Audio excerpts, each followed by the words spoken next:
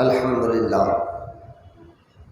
الحمدللہ رب العالمین والصلاة والسلام علی سید المرسلین وعلی آلہ وصحابہ اجمعین اما بعد فاعوذ باللہ من الشیطان الرجیم بسم اللہ الرحمن الرحیم ثم اورثنا الکتاب الذین اصطفینا من عبادنا آمنت باللہ صدق اللہ العلی العظیم وقال اللہ تعالی فی شان حبیبہ الکریم ان اللہ وملائکتہ یصلون علی النبی یا ایھا الذین آمنوا صلوا علیہ وسلموا تسلیما اللہم صل علی سیدنا ومولانا محمد معدن الجود والکرم وعلی آلہ وبارک وسلم صلاۃ و سلام علیک یا رسول اللہ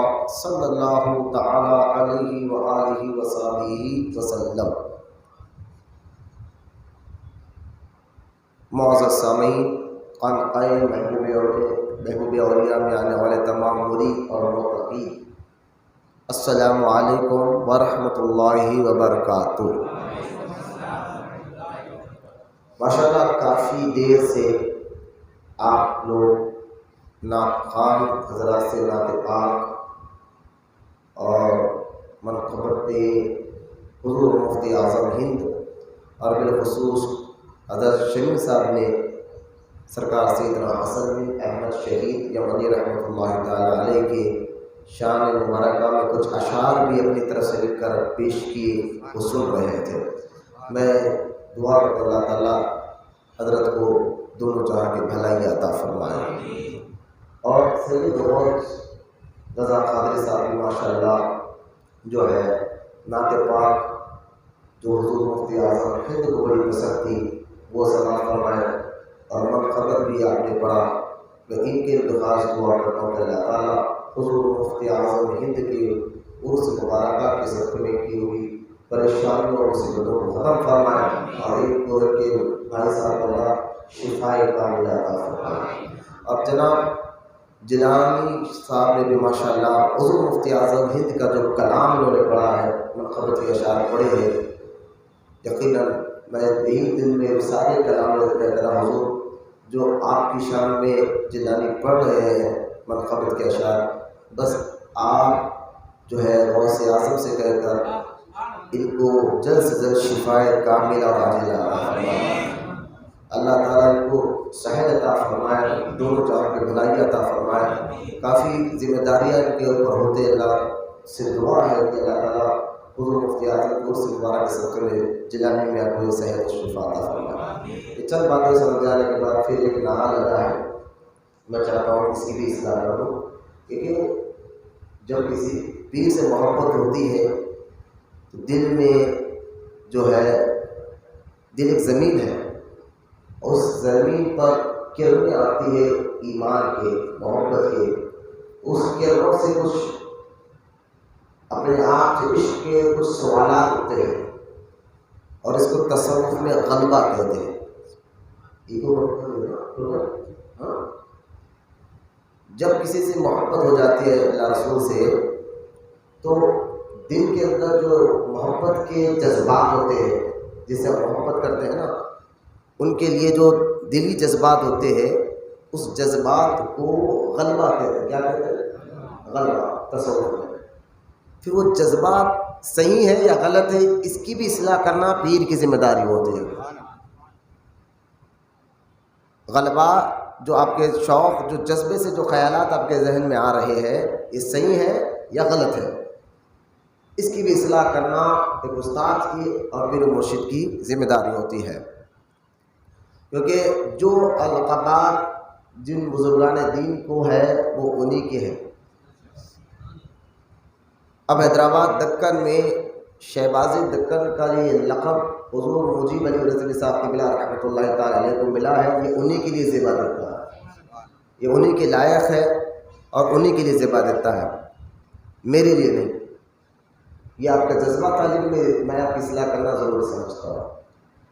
اور دوسری بات یہ ہے، ہاں مجھے ایک چیز پسند ہے وہ اگر آپ بولیں گے تو میں خوش بھی ہوں گا، وہ یہ عطائے سادات، سادات اکرام کی عطاؤں سے آج میں اس مقام پر بیٹھا ہوں، سیدوں کی دعاؤں سے، سیدوں کی عطاؤں سے، سیدوں کی نظر کرم سے اللہ تعالیٰ نے اس مقام پر مجھے بٹھایا ہے۔ تو آپ عطائے سادات لفظ بولیں گے مجھے بڑی خوشی ہوگی۔ یہ جن بزرگوں کا جو لقب ہے انہی کو رہنے دیجیے، انہی کے لیے زیبا دیتا ہے، انہی کو یہ سوٹ کرتا ہے، انہی کے لیے آخر جو ہے نا القابات ہے۔ اللہ تمام کو کہنے سننے سے زیادہ سمجھنے کی توفیق عطا فرمائے اور عمل کی بھی توفیق عطا فرمائے۔ یا آواز کم کو ٹوٹلی کم کر دے، کہاں ہے سراج؟ نہیں ہے یہاں پر، اس کو بولا میں کئی بار درود پاک پڑھے ایک مرتبہ، اللہم صلی علی سیدنا محمد معدن الجود والکرم وعلی آلہ بارک وسلم، صلاۃ و سلام علیک یا رسول اللہ صلی اللہ تعالی علیہ وآلہ وصحبہ وسلم۔ اب میری طرف نظر رکھے۔ او باورچی کے ساتھ تم بھی پکوان کر رہے کیا؟ 10 بار بولا جب میں بیٹھے ہوں تو آ کے آواز سیٹ کرنا بول کر، ہاتھ کے نیچے کام کر رہا شاید باورچی کے، بلند آواز سے درود پاک پڑھیے، صلی اللہ علیہ نبی امی جوال علیہ صلی اللہ علیہ وسلم۔ نظامت کرتے وقت اشعار بھی آتے ہیں، آئے بولا سستی نہیں، جذبہ عشق شوق کر رہا ہو، اتنی دن سے نظامت کرے اشعار میں بولنے کا فائدہ کیا ہے؟ نظامت کے بعد اشعار میں تو پڑھو پڑھو سرکار کے عشق بولتے بولتے سے انشاءاللہ بولا۔ اور ایک محبت سے ایک مرتبہ درود پاک پڑھے۔ یہ ساری باتیں اصلاح کے لیے ہے، بولنا ضروری ہے، اس لیے میں نے بتایا۔ حضور مفتی اعظم ہند مصطفیٰ رضا خان رضی اللہ تعالیٰ عنہ کے عرس پاک کی اس محفل کو ہم نے سجایا ہے، کیونکہ سلسلے رضویوں والوں کے لیے حضور مفتی اعظم ہند دادا پیر ہیں، ٹھیک ہے، رضوی سلسلے والوں کے لیے حضور مفتی اعظم ہند مصطفیٰ رضا خان رضی اللہ تعالیٰ عنہ دادا پیر ہوتے ہیں۔ یہ وہ شخصیات ہیں، یہ وہ لوگ ہیں جن کے ذریعے سے اللہ تعالیٰ نے اس اسلام کی حفاظت فرمائی ہے۔ اور یہ میں اس کی دلیل بھی ابھی میں پڑھوں گا، میں یہ آپ کو بتا رہا ہوں، یہ وہ شخصیات ہیں جن کے ذریعے سے اللہ تعالیٰ نے دین اسلام کی حفاظت فرمائی ہے۔ آپ بولیں گے وہ کیسے؟ تو میں 2 آیتیں اس کی ثبوت میں آپ کو پیش کرتا ہوں۔ یہ شخصیات پیدا کہیں پر بھی ہو، مقصد ان کا صرف ایک ہوتا ہے، وہ دین کا کام کرنا اللہ کی رضا کے لیے، چاہے وہ بریلی شریف میں پیدا ہو، چاہے وہ اجمیر میں ہو، چاہے وہ دہلی میں ہو، چاہے وہ کھچوچا میں ہو، چاہے وہ جو ہے لاہور میں ہو، کہیں بھی ہو، پیدا یہ الگ الگ جگہ ہوتے ہیں، کام ایک ہوتا ہے، پیدا ہوتے الگ الگ جگہ پر ہے، کام ایک ہوتا ہے۔ کیونکہ اللہ تعالیٰ نے یہ وعدہ لیا کہ جب نبی پاک صلی اللہ تعالیٰ علیہ وسلم اس دنیا سے تشریف لے جائیں گے تو اس فکر کو، سرکار کی سوچ کو، اس فکر کو، جب سرکار کو یہ سوچ فکر آئی کہ میرے بعد اس اسلام کا، کیونکہ اب نبی تو آنے والا ہے نہیں قیامت تک، کوئی نبی آنے والا، بولو نا، کوئی نبی قیامت تک آنے والا نہیں ہے، تو لہٰذا اب یہ سوچ یہ فکر تھی کہ میرے بعد اس دین کا، اسلام کا کیا ہوگا، تو اللہ تعالیٰ حضور صلی اللہ تعالیٰ علیہ وسلم کو تسلی دیتے ہوئے ایک بہترین بات ارشاد فرمائی، اور قرآن پاک میں وہ آیت موجود ہے، سورہ مائدہ کی آیت مبارکہ میں آپ کے سامنے پڑھنے کا شرف حاصل کر رہا ہوں۔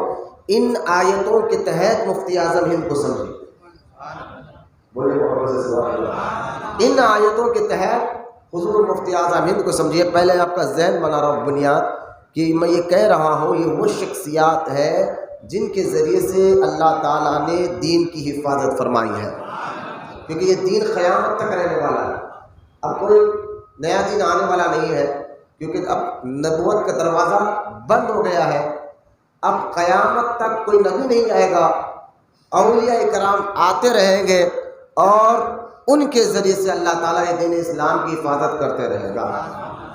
اب دیکھیں اللہ تعالیٰ تسلی دیتے ہوئے قرآن پاک سورہ مائدہ آیت نمبر 53 میں فرماتا ہے یا ایھا الذین آمنوا، اصل تسلی حضور کو ہے، لیکن اس میں اشارہ خلفاء کی طرف بھی ہے، اور قیامت تک آنے والے ایسے مفتی اعظم ہند ہو یا مصطفیٰ رضا خان اعلیٰ حضرت امام احمد رضا خان ہو، ان سب کے لیے بھی اس آیت میں بشارت ہے۔ وہ کیا ہے؟ ذرا میری بات کو غور فرمائیں۔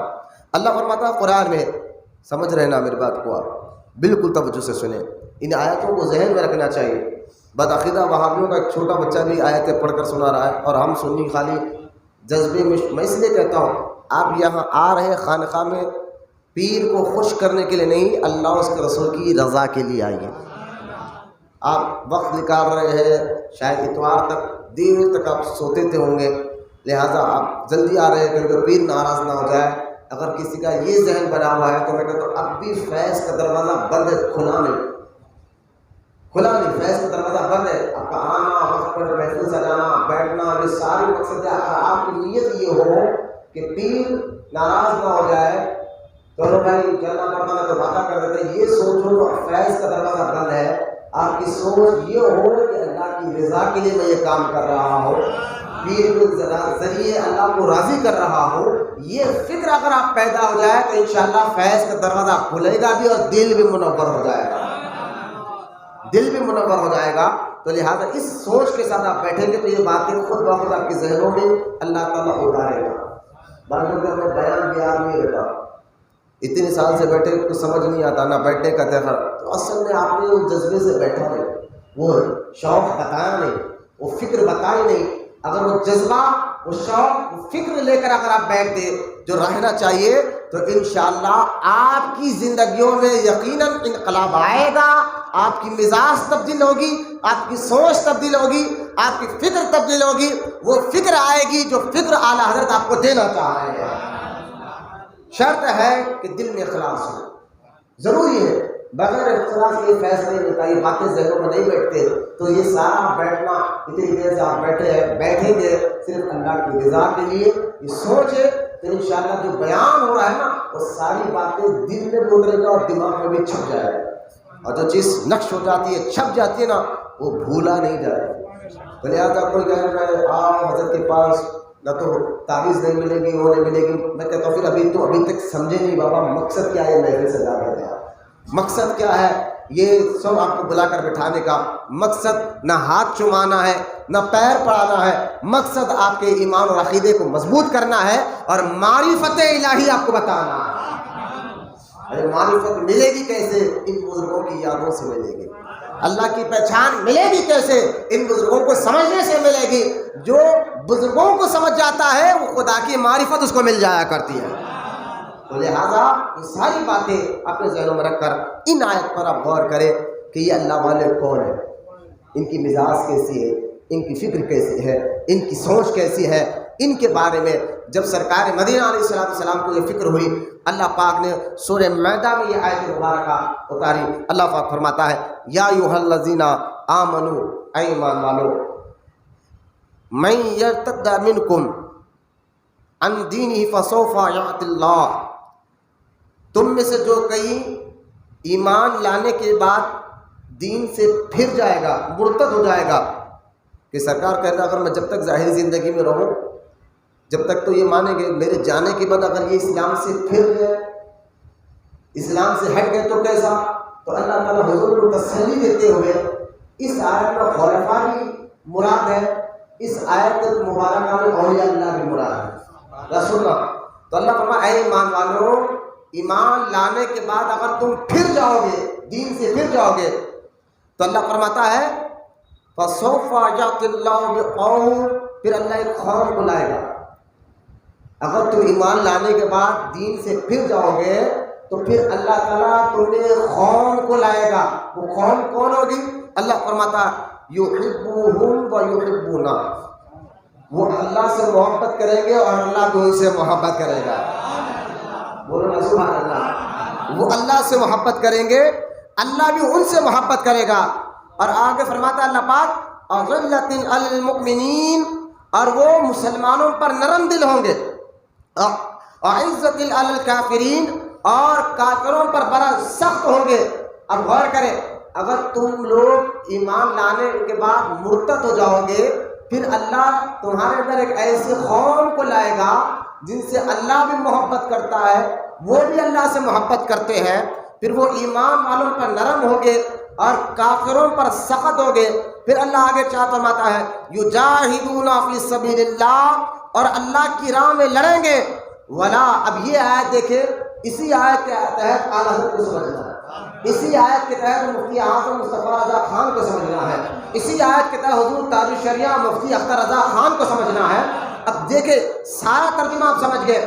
اس آیت سے مراد جہاں خلفائے راشدین ہیں، حضور کے ظاہری زندگی کے جانے کے بعد جب سب سے پہلے ابو بکر صدیق کا دور مبارک آیا تو کچھ لوگ جو ہے نا مرتد ہو گئے تھے، دین سے پھر گئے تھے۔ پھر حضرت ابو بکر صدیق نے ان پر چڑھائی کی اور ان کو جو ہے سیدھے راستے پر لایا اور ان سے کئی قتل کیے گئے، جہنم رسید ہوئے۔ تو اس آیت سے ابو بکر صدیق بھی مراد ہے، حضرت عمر ابن خطاب بھی مراد ہے کہ جو حضور کی ظاہری دنیا سے جانے کے بعد آپ نے دین کو ویسا ہی آگے پہنچایا جیسا حضور چاہتے تھے، خلفاء نے دین تو ویسا ہی کام کیا جیسا حضور چاہتے تھے۔ تو یہاں اس آیت میں جہاں ابو بکر صدیق بھی ہے، جہاں فاروق اعظم بھی ہے، جہاں عثمان غنی بھی ہے، جہاں مولا علی بھی ہے، وہاں پر اولیاء کرام بھی ہے۔ اللہ کیا کہہ رہا ہے، غور فرمائے، اے ایمان والو، اگر تم میں سے ایمان لا کر کوئی مرتد ہو جائے تو پھر اللہ تم میں سے ایسے قوم کو لائے گا، وہ اللہ سے محبت کریں گے، اللہ ان سے محبت کرے گا، اور وہ ایمان والوں پر نرم دل ہوں گے، کافروں پر سخت ہوں گے، پھر وہ اللہ کی راہ میں لڑیں گے۔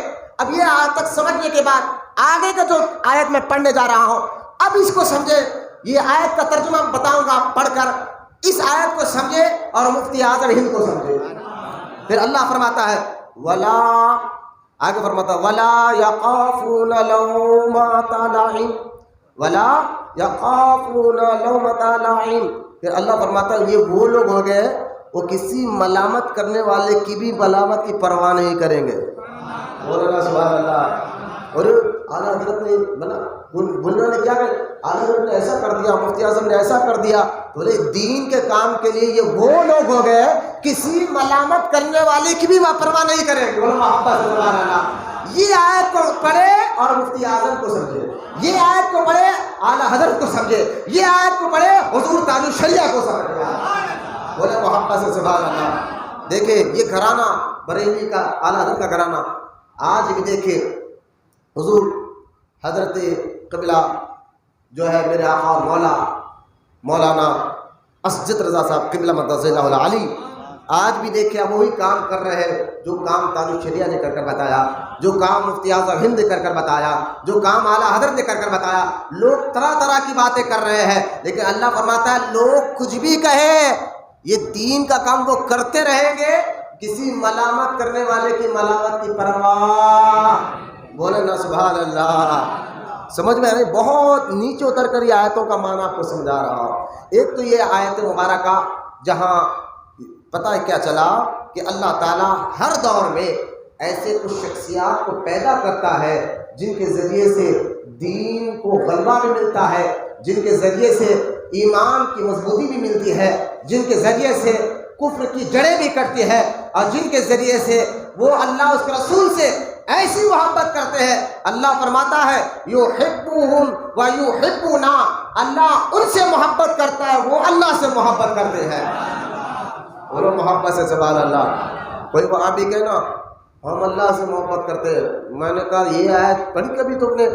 یحبون و یحبون، تم کہتے ہو اللہ سے محبت کرتے ہیں، اللہ کہتا ہے میں بھی ان سے محبت کرتا ہوں جو اللہ والے ہیں۔ تو اللہ جن سے محبت کرے ان کا مقام و مرتبہ کیا ہوگا؟ اللہ جس سے محبت کرے، ارے یار سمجھو ذہن میں بات بٹھاؤ، اللہ جس سے محبت کرے اس کا مقام کیا ہوگا، اس کا مرتبہ کیا ہوگا؟ یقیناً اس کو لوگ اعلیٰ حضرت کہیں گے، یقیناً اس کو لوگ مفتی اعظم ہند کہیں گے، یقیناً ان کو لوگ حضور تاج الشریعہ کہیں گے۔ لہٰذا یہ وہ شخصیات ہیں جن کے ذریعے سے اللہ اسلام کو مضبوط کرتا ہے، دین کو مضبوط کرتا ہے، عقیدے کو مضبوط کرتا ہے۔ یہ ایک آیت میں نے آپ کے سامنے پڑھی۔ دوسری آیت میں آپ کے سامنے اور پڑھنا چاہتا ہوں، وہ ہے سورہ فاطر کی۔ سورہ بولو نا کون سی؟ سورہ فاطر کی یہ آیت میں نے خطبے میں پڑھی، اور یہاں بہت کھل کر اللہ پاک نے پیاری بات بتائی، بہت پیاری بات بتائی. ان آیتوں سے اللہ والوں کو سمجھیے. یہ آیتیں ایسی ہیں جن سے اولیاء کرام سمجھا. اکثر آپ نے الا ان اولیاء اللہ لا خوف علیہم ولا هم يحزنون یہ آیت سنی، وَكُونُوا مَعَ الصَّادِقِينَ یہ آیت مبارکہ سنی اللہ والوں کی شان میں، وَابْتَغُوا إِلَيْهِ الْوَسِيلَةَ یہ آیت مبارکہ سنی. میں آپ کو ان سے ہٹ کر کچھ ایسی آیتیں بتا رہا ہوں تاکہ اور آپ کے ایمان اور عقیدے میں مضبوطی پیدا ہو جائے. اب غور کریں، ایک آیت سورہ مائدہ کی میں نے پڑھی اور اس کا ترجمہ آسان سے کر آپ کے ذہنوں میں بٹھا دیا. اللہ اس میری محنت کو قبول فرمائے اور آپ کو سمجھنے کی توفیق عطا فرمائے. ایک دوسری آیت مبارکہ جس سے ہمیں یہ اولیاء کرام کی ضرورت بھی سمجھ میں آتی ہے، یہ اولیاء کرام کا فیضان بھی سمجھ میں آتا ہے، یہ اولیاء کرام کو اللہ پیدا کیوں کرتا ہے، ان کے ذریعے سے کیا کام لینا چاہتا ہے. اس بات کو تو اللہ تعالیٰ نے سورہ فاتر میں اور کھل کر بیان کر دیا، اور کھل کر بیان کر دیا. اللہ پاک فرماتا ہے قرآن پاک سورہ فاتر میں 22ویں پارے میں اللہ ارشاد فرماتا ہے والذی ثم اورثنا الکتاب الذین اصطفینا. اللہ فرماتا ہے ہم ضرور اس کتاب کے وارثین کو پیدا کریں گے. ارے یار بولو سبحان اللہ. کیونکہ یہ کتاب کے وارثین، کیونکہ اس کتاب جو اس کے قانون، یہ دین جو ہے قیامت تک رہنے والا ہے اور اس کو کوئی مٹا نہیں سکتا. لیکن اب قیامت تک کوئی نبی تو نہیں آئے گا. اسی آیت کے تحت سرکار دو عالم علیہ السلام کی وہ حدیث مبارکہ اسی آیت کے تحت سرکار نے فرمایا تھا کہ سنو، جب سرکار سے پوچھا گیا حضور کتاب کے وارث کون ہے، تو سرکار نے فرمایا انبیاء کتابوں کے وارث ہے. انبیاء جو ہے اور علماء جو ہے انبیاء کے وارث ہے.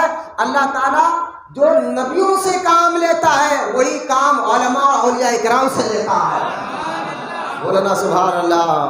اس لیے سرکار دو عالم علیہ السلام فرماتے ہیں علماء انبیاء کے وارث ہوتے ہیں. علماء کس کے وارث ہوتے ہیں؟ نبیوں کے وارث کون ہے بھائی؟ وارث آپ سمجھتے ہیں نا، اگر ماں باپ کی پراپرٹی ملتی کس کو ہے؟ اولاد کو ملتے ہے نا.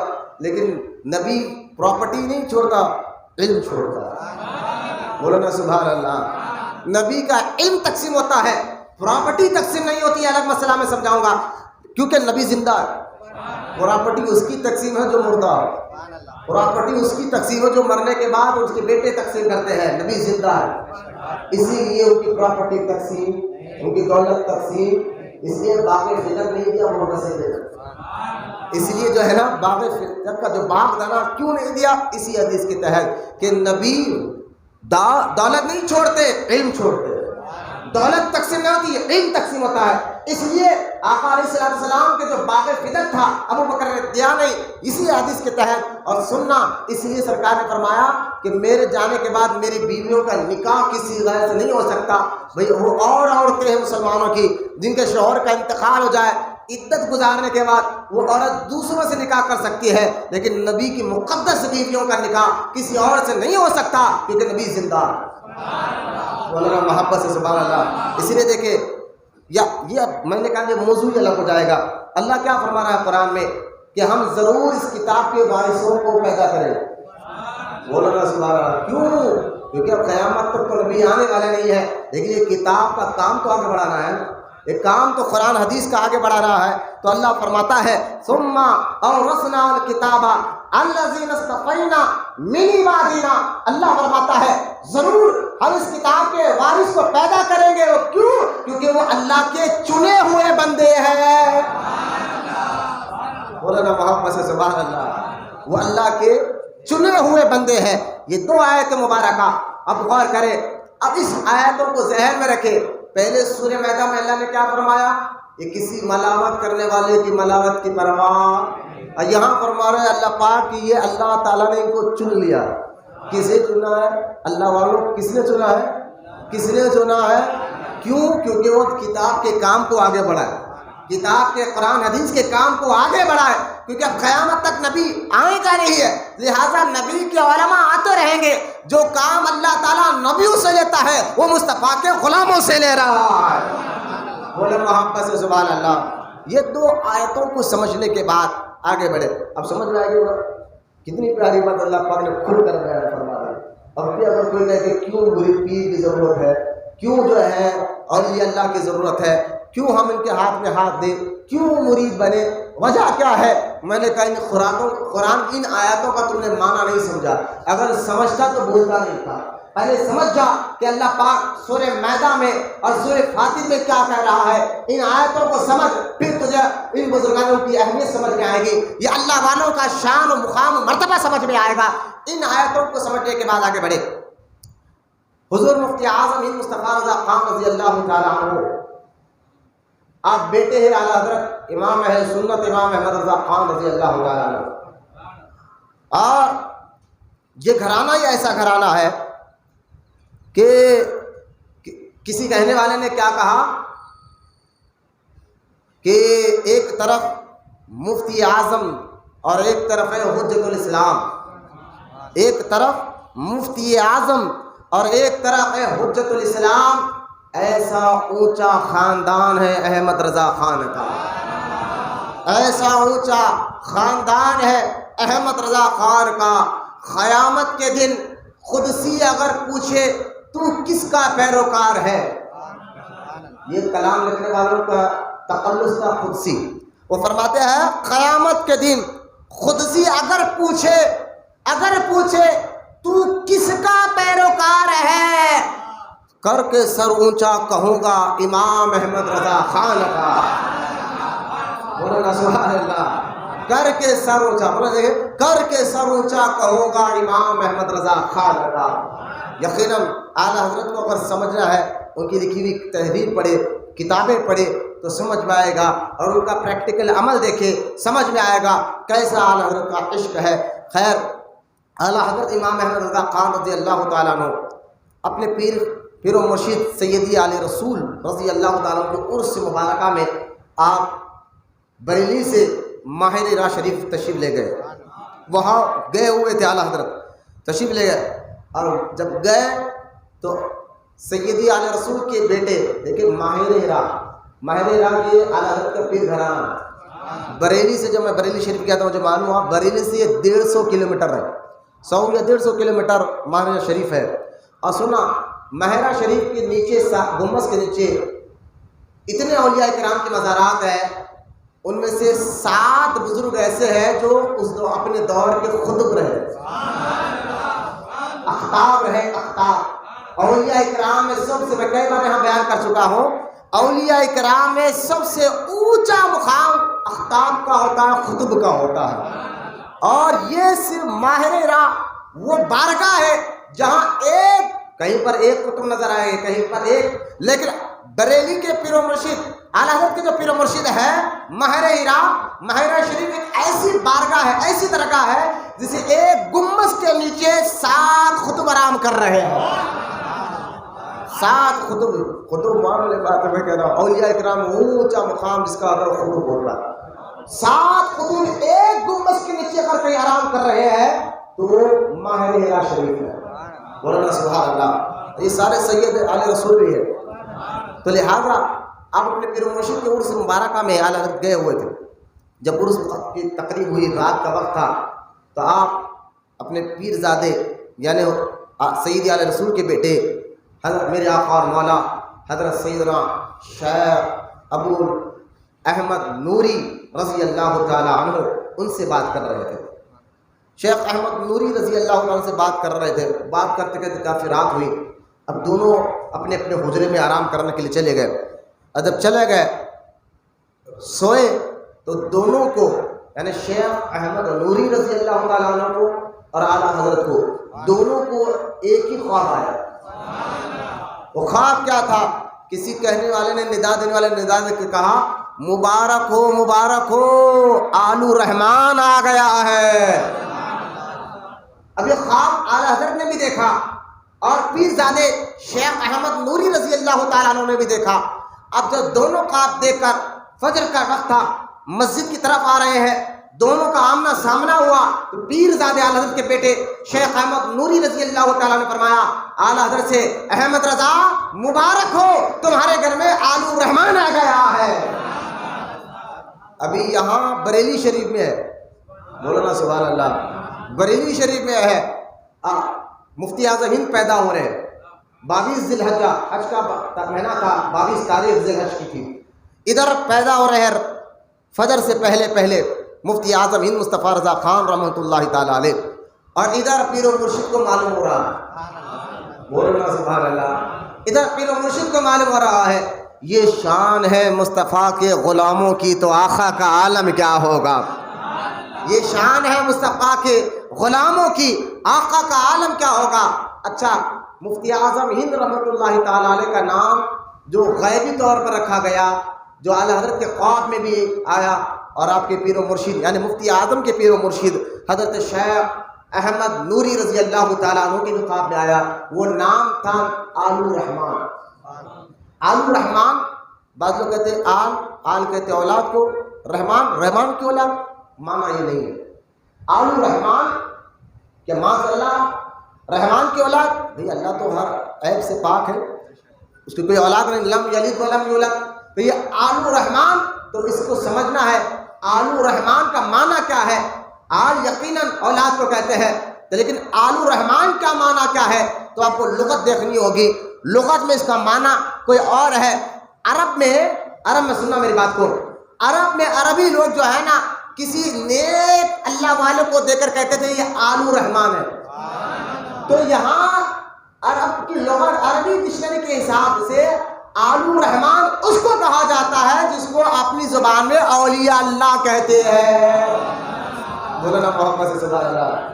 آل الرحمان اس کو کہا جاتا ہے جس کو ہماری زبان میں کیا کہتے ہیں، اللہ والے، اللہ کا ولی، اولیاء اللہ، یہ اس کی جمع ہے، اس کو عرب میں آل الرحمان کہتے ہیں، مولانا سبحان اللہ۔ تو یہ آل الرحمان، اب آپ نے فرمایا تھا شیخ سید احمد نوری رضی اللہ تعالیٰ عنہ نے اعلیٰ حضرت سے کہ اعلیٰ حضرت سے آپ تشریف لے جائیے، میں بہت جلد میں بھی آؤں گا اور اس بچے کا دیدار کروں گا، اس بچے کا دیدار کروں گا جو غیبی طور پر جن کے اشارے ملے ہیں، اور فرمایا تھا کہ میں جب آؤں گا نا پھر احمد رضا یہ وہ بچہ ہے، اب سننا، اس کے 6 مہینے بعد، کتنے مہینے بعد، 6 مہینے کے بعد جو ہے آپ تشریف لے کر آئے، کون؟ آپ کے پیر و مرشد شیخ احمد نوری رضی اللہ تعالیٰ عنہ، اس کے 6 مہینے کے بعد آپ تشریف لے کر آئے وہاں پر۔ اگر آپ تشریف لے کر آئے تو میں یہاں ایک آیت مبارکہ آپ کے سامنے پڑھنا چاہ رہا تھا، وہ آیت آپ نے پڑھی ہے، وہ سورہ قصص کی آیت مبارکہ جس کا میں آپ کو ترجمہ آپ کو بتاؤں گا۔ شیخ احمد نوری جب 6 مہینے کے تھے مفتی اعظم ہند، آپ ماہر ہرات سے بریلی آئے اور آ کر امام احمد رضا خان کے بیٹے حضور مفتی اعظم ہند مصطفیٰ رضا خان کو گود میں لیا اور لے کر فرما کہ احمد رضا یہ بچہ وہ بچہ ہے جن کے ذریعے سے اللہ تعالیٰ لاکھوں دلوں کو عشق رسول سے منور کر دے گا، لاکھوں، ایک نہیں لاکھوں کروڑوں دلوں کو اس بچے کے ذریعے سے اللہ تعالیٰ ان کے دلوں کو منور اور مجلہ کر دے گا۔ اور سننا احمد رضا یہ بچہ وہ بچہ ہے جب موسیٰ علیہ السلام نے اللہ پاک سے کہا تھا اے اللہ میں فرعون کے پاس جاؤں گا لیکن مجھے کوئی ساتھی دے دے جو میری کمر کو مضبوط کرے، جو میرا ساتھ دے، تو اللہ پاک نے کہا تھا اے موسیٰ ہم نے آپ کے بھائی ہارون کو آپ کا ساتھی بنا دیا ہے، آپ کا کمر کی ہڈی ریڑھ کی ہڈی بنا دیا ہے۔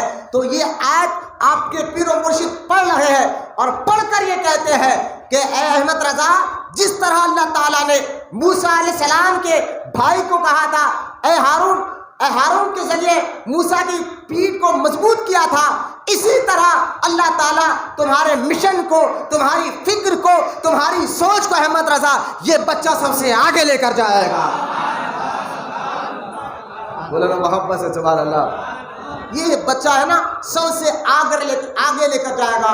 یہ آپ نے بشارت دی گود میں لے کر، وہ سوچے کیا کہہ رہے ہیں، ایک تو یہ کہہ رہے ہیں اور کہنے والا علیہ رسول ہے، حسنی حسینی شہزادہ ہے، بولے محبت سے سبحان اللہ۔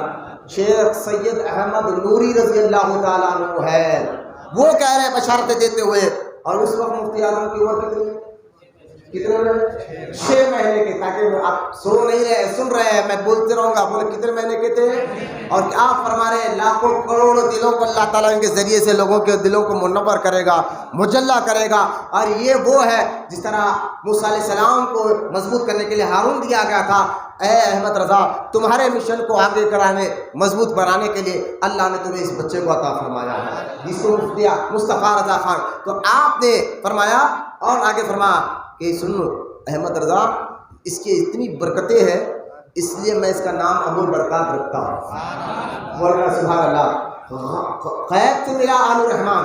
پھر مرشد نے کہا برکتیں اس بچے کی اتنی ہے اس لیے اس کا نام میں ابو البرکات بھی رکھتا ہوں اور یہ آگے چل کر ہم شبیہ غوث اعظم بنے گا.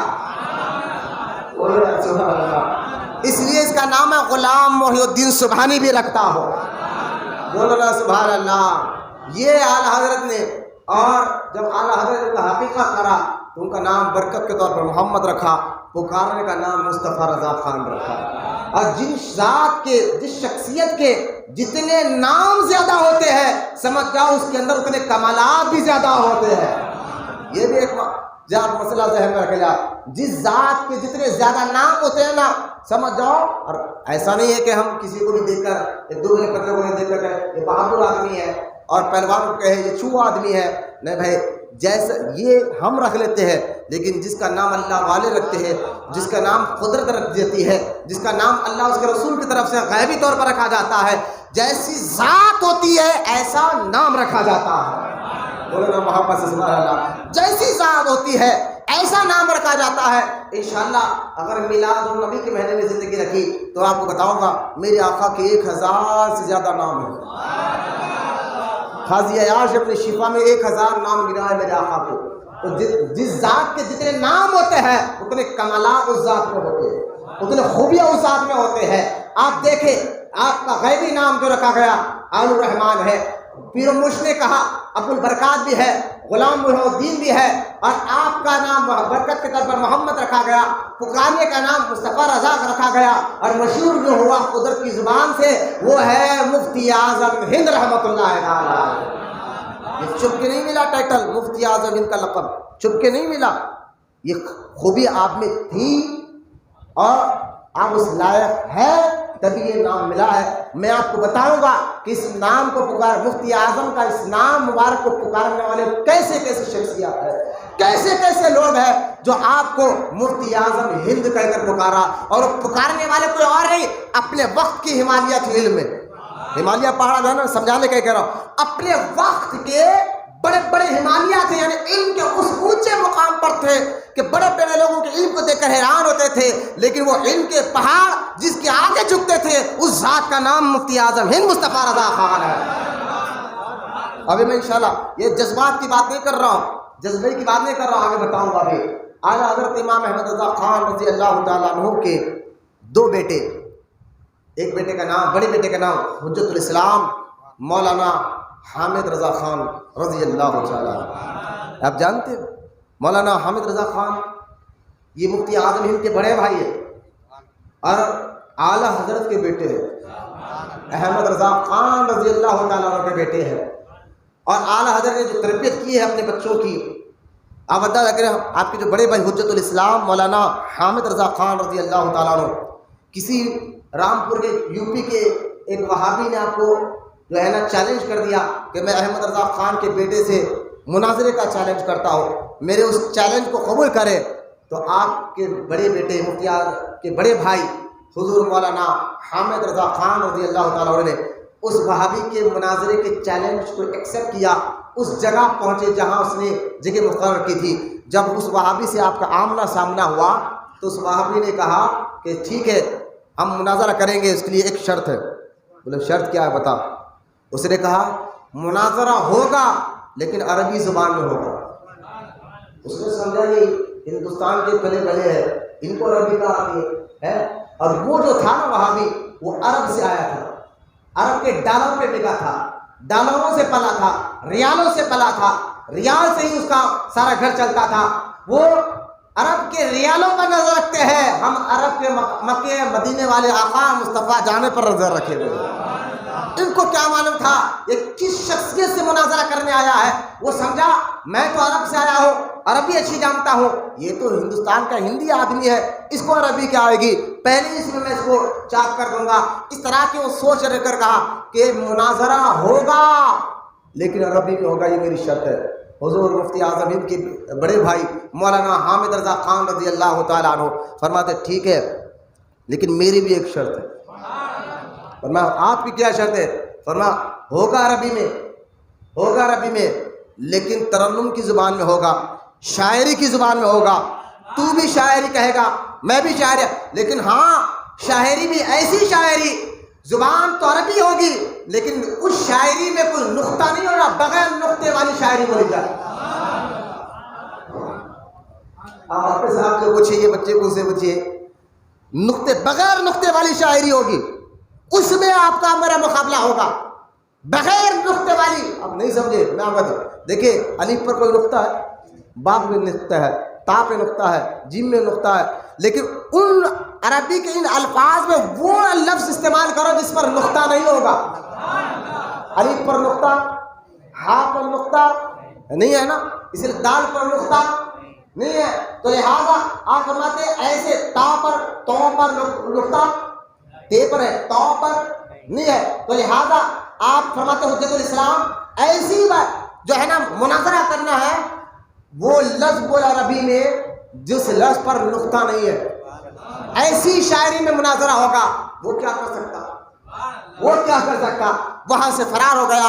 یہ حجت الاسلام مولانا حامد رضا خان رضی اللہ تعالیٰ عنہ کی ذات مبارکہ جو حضور مفتی اعظم ہند کے بڑے بھائی ہیں. لیکن سنو، ذرا غور سے سنو میرے آقا روحنا حضور مفتی اعظم ہند کا مقام و مرتبہ کہ جب مولانا حامد رضا خان رضی اللہ تعالیٰ عنہ کی ذات مبارکہ اپنے علم میں، اپنے کمال میں، اپنے تقوی میں، اپنی پرہیزگاری میں بہت اونچا مقام رکھتے ہیں، لیکن یہی مولانا حامد رضا خان فرماتے ہیں میں اب مسئلے اگر پہچانتا، مسئلے میں کہیں رک جاتا تو میں مسئلہ حل کرنے کے لیے مفتی اعظم ہند کے پاس آیا کرتا ہوں.